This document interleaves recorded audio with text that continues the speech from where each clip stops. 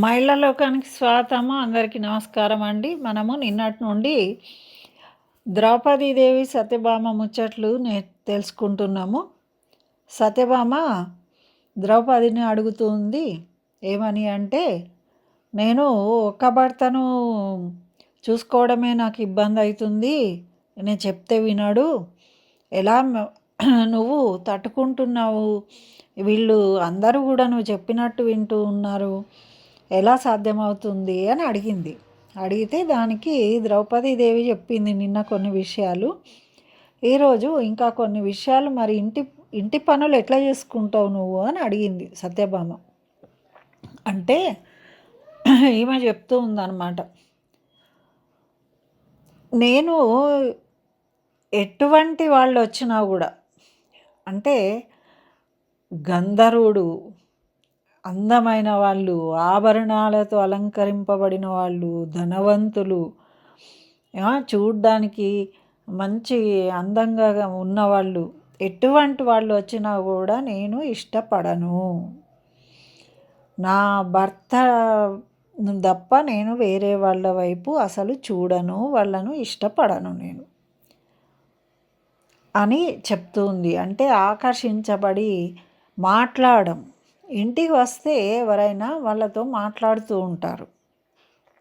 దాన్ని ఏమనుకుంటామంటే, మనము సమాన హక్కు, మనం మాట్లాడితే తప్పేంటి అంటే, అందరి దృష్టి ఒకేలాగా ఉండదండి. అలా మాట్లాడకూడదని మన పెద్దవాళ్ళు చెప్పిండ్రు మనకు. కానీ మనం వినం. అవసరం ఉన్నప్పుడు మాత్రమే మాట్లాడాలి. అది కూడా మన అవసరం ఎంతవరకు అంతవరకే మాట్లాడము మన పెద్దవాళ్ళు చెప్పిండ్రు. ఎవరికి ఎటువంటి బుద్ధి ఎప్పుడు కలుగుతుందో తెలియదు, ఎంత మనకు బాగా తెలిసిన వాళ్ళు అయినప్పటికీ కూడా. అలా మాట్లాడుతూ ఉన్నప్పుడు కొన్ని విషయాలు, ఇంకా ఆడవాళ్ళు మాట్లాడుతూ ఉంటే కావాలని కొన్ని విషయాలు వాళ్ళు జోక్స్ చేయడం, ఆ జోక్స్కి ఆడవాళ్ళు నవ్వడం. భర్త సమక్షంలో ఈ విధంగా వేరే వాళ్ళు చెప్పినప్పుడు వీళ్ళు నవ్వుతూ ఉన్నారనుకోండి, అతనికి ఎంత బాధ అవుతుంది. ఎందుకండి బాధ అవడము, ఆయన ఫ్రెండే కదా అంటారు, వాళ్ళ బంధువులే కదా అంటారు. కానీ అయినప్పటికీ ఏ భర్తకైనా ఏ మగవాడికైనా తన భార్య తన సమక్షంలోనే అందంగా ఆనందంగా కనిపించాలి, వేరే వాళ్ళకి కనిపించకూడదు అని ఒక కొంత భావం కలిగి ఉంటారు. ఏదో ఒక మాట మాట్లాడి వెళ్ళిపోయినామనుకో, దాని ఎఫెక్ట్ పడదు. కానీ ఎక్కువసేపు మాట్లాడినామనుకో, అప్పుడు ఇలాంటి అపార్థాలకు చోటు చేసుకుంటుంది. కాబట్టి ఈమె అటువంటి వాళ్ళను ఎప్పుడు కూడా ఇష్టపడదు, చూడదట అసలు. మరి ఇంకా ఏమంటుందట, ఏం చేస్తుందంటే, నా భర్త స్నానం చేసే వరకు లేదా భోజనం చేసే వరకు, అంటే ఉదయము భర్తకు స్నానం చేయడానికి నీళ్లు పెట్టి చక్కగా, ఇవాళ రేపు అవసరమే లేదు, ఎవరికి వాళ్ళే వెళ్తారు, స్నానం చేస్తారు, పెద్దవాళ్ళు చేస్తారు, భర్త చేస్తాడు, పిల్లలు చేస్తారు. ఎవరికి స్నానాలు పోసేది లేదు, తోమేది లేదు, పిండి పెట్టేది లేదు, వీపులు రుద్దేది లేదు. ఇదివరకు కాలంలో అయితే ఆడవాళ్ళు కూడా ఒకరికొకరు వీపులు రుద్దుకునేవాళ్ళు, ప్రేమ పంచుకునేవాళ్ళు ప్రతి విషయంలో. ఇప్పుడైతే అవన్నీ ఏవీ లేవు. అసలు స్నానం చేయడానికి కూడా తీరిక లేక ఆఫీసులకు వెళ్ళి వచ్చి సాయంత్రం పూట స్నానం చేసేవాళ్ళు కూడా ఉన్నారు. కాబట్టి భర్తకు వాళ్ళందరూ స్నానాలు చేసినాక ఈమె స్నానం చేస్తుందట. ఈమె ముందు స్నానం చేసి కూర్చోదు, చేయించి తర్వాత ఇంకా వాళ్ళందరూ పడుకున్న తర్వాత ఈమె పడుకుంటుంది, ఈమె ముందు పడుకోదు. మరి ఇంకా వాళ్ళందరూ భోజనం చేసిన తర్వాత ఈమె భోజనం చేస్తుంది. అందరికీ వడ్డించి చక్కగా అంతా అయిపోయినాక, ఎప్పుడు కూడా వాళ్ళకన్నా ముందు ఈమె ఏది కూడా చేయదట. వాళ్ళ పరివారకులు ఉంటారు, ఆమెకి ఎంతోమంది పని మనుషులు ఉంటారు, ఆమె రాణియే కదా. అయినప్పటికీ వాళ్ళందరూ కాదు, ఈమె దగ్గరుండి చూసుకుంటుంది. అది మనం చేయాలి. పని మనుషులు చేసేదానికి సొంత భర్తకు, పిల్లలకు, భార్య, తల్లి చేసే పనులు వేరే విధంగా ఉంటాయి, పని వాళ్ళు చేసేవి వేరే విధంగా ఉంటాయి. కాబట్టి ఇటువంటి ముఖ్యమైన విషయంలో ఎవరికి అప్పగించకుండా ఆ స్త్రీయే చూసుకోవాలి అని తెలియజేస్తుంది. మరి ఇక్కడ అందరూ పడుకున్న తర్వాత పడుకుంటుందట. మరి ఎప్పుడు చూసినా కూడా అలర్ట్గా ఉంటుంది. వీళ్ళు పొలానికి పోని, ఎక్కడన్నా బయటకు పోయి రాని, ఏదైనా వ్యవహారాలకు మగవాళ్ళు బయటకు వెళ్తూ ఉంటారు కదా, అడవికి వెళ్తూ ఉంటారు. వీళ్ళు వనవాసంలో ఉన్నారు కాబట్టి మరి అట్లా వాళ్ళు వచ్చే వరకు చక్కగా రాగానే మనకు పాత సినిమాలలో చూపెట్టేవాళ్ళు. వాళ్ళు రాగానే కాళ్ళకు నీళ్ళు ఇచ్చేవాళ్ళు, కాళ్ళు కడుక్కొని వాళ్ళు టవల్ ఇచ్చేవాళ్ళు, చేతులు కడుక్కొని తుడుచుకొని కాళ్ళు తుడుచుకొని అప్పుడు ఇంట్లోకి ప్రవేశించేవాళ్ళు. అది ఎంత ఆరోగ్యకరమైన విషయం మన కరోనా అప్పుడు తెలిసింది.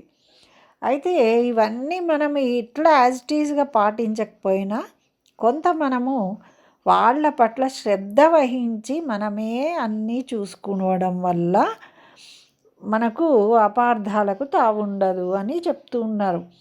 మరి వాళ్ళ ఇంట్లోకి వచ్చినప్పుడు ఇంటి నిండా చెల్లా చెదరగా ఏమీ ఉంచదట. నీట్గా ఆమె అడవిలో ఉన్నా కూడా పాత ఇల్లు చూడండి, మట్టి కూన పెంకులతో ఉన్న ఇల్లు కూడా ఒక్కొక్కటి ఎంతో శుభ్రంగా కనిపిస్తూ ఉంటుందండి. కొంతమంది పెద్ద పెద్ద ఎన్నో వేలు ఖర్చు పెట్టి కొనుక్కున్న సోఫాలు బెడ్లు ఉన్నా కూడా ఇంటి నిండా బట్టలు ఎక్కడ పడితే అక్కడ మడతలు లేకుండా ఇట్లా పడేసి ఉంటాయి చిందర వందరగా సామాన్లు.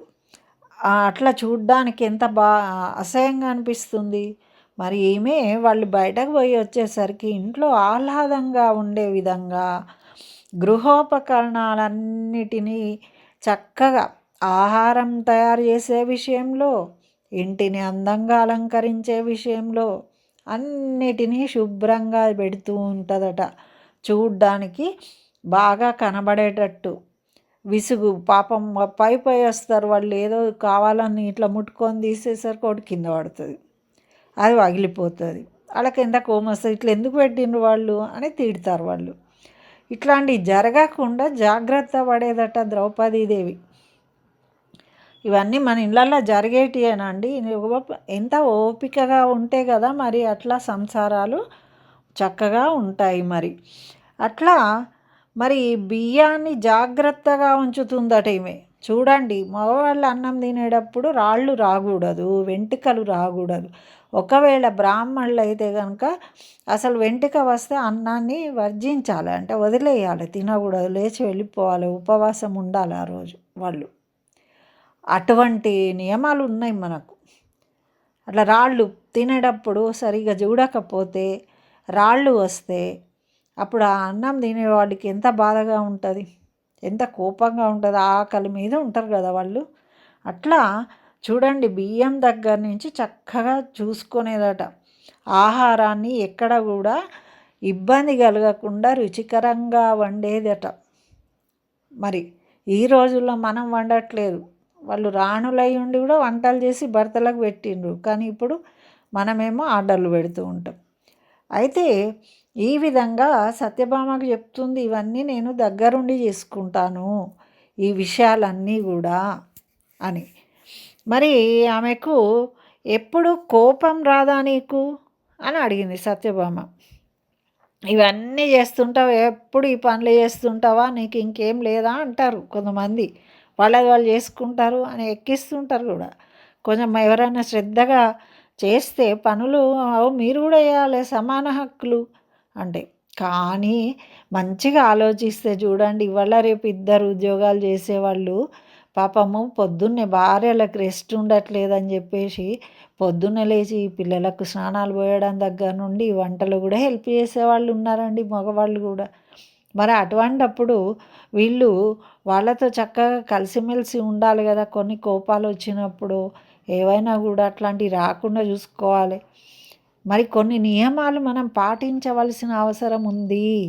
పరాయి మగవాళ్ళు, భర్త ముందు పరాయి మగవాళ్ళతోని మాట్లాడకూడదు.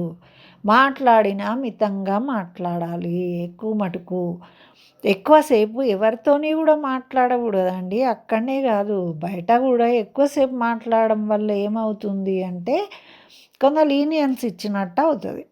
ఉద్యోగం చేసే చోట అయినా సరే సింపుల్ అండ్ స్వీట్గా మన అవసరం ఉన్నంతే మాట్లాడము, మితంగా మాట్లాడడం అనేది ఎప్పటికైనా స్త్రీకి శోభాయమానంగా ఉంటుంది ఆ విషయం. కాబట్టి ఆ విధంగా ఉండాలి అంటే ఆమె ఇంకొక మాట మాట్లాడింది.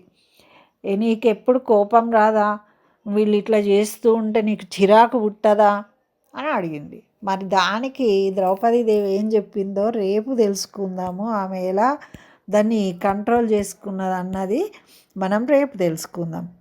నచ్చితే తప్పకుండా లైక్ చేయండి. మన విషయాలు చెప్పుకుంటే మన మహిళా లోకం ఇది మీరు కనీసం లైక్ అన్నా చేయకపోతే ఏం లాభం అండి? నేను ఇన్ని చెప్పి కూడా మీకు నచ్చింది అని ఒక లైక్ చేస్తేనే దానికేం పైసలు ఖర్చు కావు, ఏం కాదు. నా సంతోషం కోసం అన్న లైక్ చేయండి. మీకు ఇంకేమైనా కావాలంటే కనుక అడగండి, దాన్ని కూడా చెప్పడానికి ప్రయత్నం చేస్తాను. Thank you for watching. స్వస్తి. జై శ్రీమన్నారాయణ. సర్వం శ్రీకృష్ణ చరణారవిందార్పణమస్తు.